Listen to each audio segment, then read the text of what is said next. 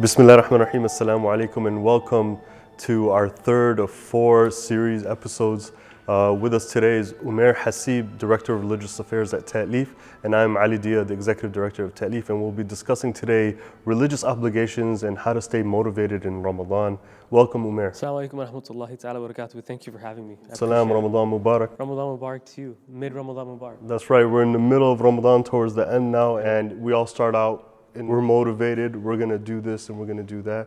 But then at some point, maybe for most of us, maybe some of us, where sometime in the middle of Ramadan, it gets really tiresome or tasking. Where we lose motivation, I believe, and God knows best, is when we begin to compare our Ramadan with other people's Ramadan. See, that's where we have a problem. That's where things, because we're sort of part of this culture of mass production. Wholesale everything. And everything has to be done in mass. And worship and religiosity is compared in mass, right? Where our worship with God is bespoke. It's tailor-made. How we approach God, our path to God is tailor-made. And God gives us our own journey, our own expectations, and we'll never know where the station of our worship is in the eyes of God. You could be somebody that hails from a Muslim country or a culturally Muslim country where you have Ramadan off 30 days and there's celebration on the streets and all night the souk is open and the mosques are open.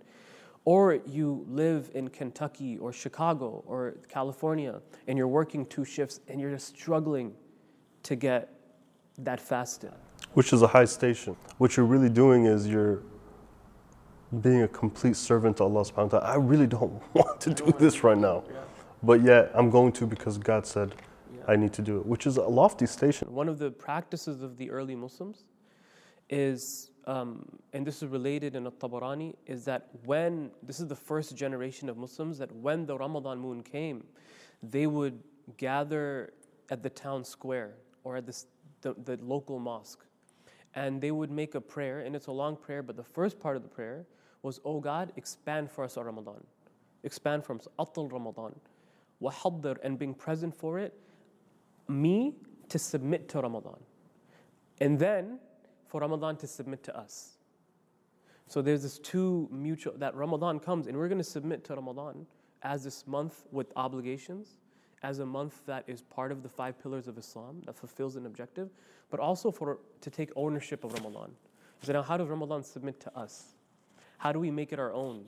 You know, the Prophet, peace be upon him, has said, the one that eats and is grateful is like the one that is patient and fasts, right? The one that is patient and fasts. And, you know, this is the great declaration that the devil makes in the Quran against God. That he says, I'm going to attack them from the front, from the right, or from the back, from the right to the left.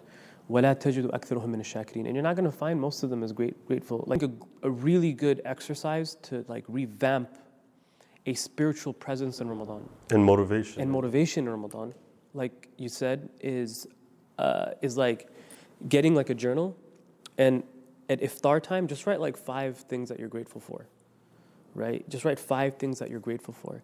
And you'll see the blessings that this month pours down upon you. Or moreover, I think this idea that the apex of the result, or the apex or the result of the month of Ramadan, which is mentioned in the Quran, after God talks about all of the rulings of Ramadan, he says, "If my servants ask about me, indeed I am near." Right? Let them answer my call and answer to me. Knowing God is always with you. Like He's been with you the whole time. Like He's brought you to this beautiful place. He'll take care of you after this moment. And He was there with you. And the proof of that is the ultimate sign of gratitude, is that God values you.